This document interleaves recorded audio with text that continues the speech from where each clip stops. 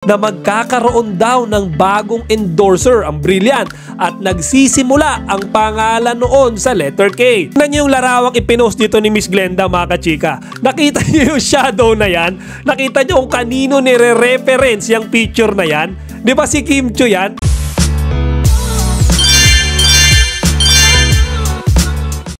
Magandang araw mga kachika! Rigel po ulit ang inyong Chika Patrol.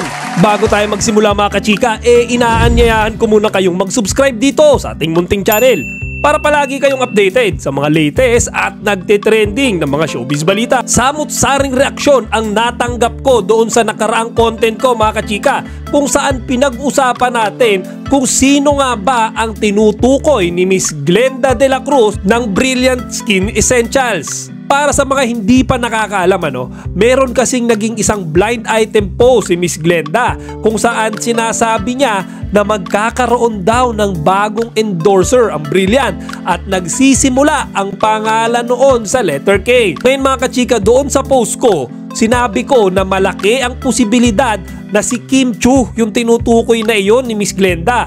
Una sa lahat kasi si Paolo Abilino nauna nang pumasok sa Brilliant Skin. Pangalawa mga kachika, sinabi kasi ni Miss Glenda na lagi daw nating napapanood yung letter K na kaya ang unang pumasok sa isipan natin si Kim Chiu na yan.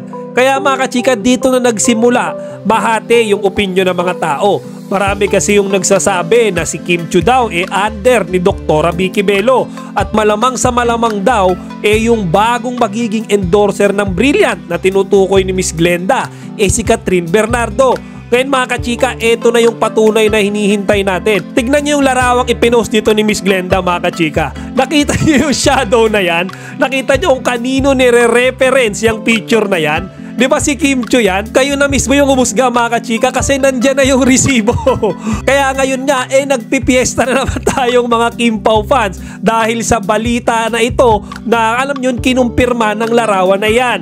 Siyempre mga kachika, kagaya nga nung sinabi ko nung nakaraang content ko, mas mapapadalas na naman na magkakasama si Kim Chiu at si Paolo Abilino. Number 1 na dyan mga kachika tuwing sila ay may mga video shoot, photoshoot. Sunod mga kachika, kapag sila ay mag-e-endorse sa stage, alam nyo nung mga produkto at serbisyo ni Brilliant.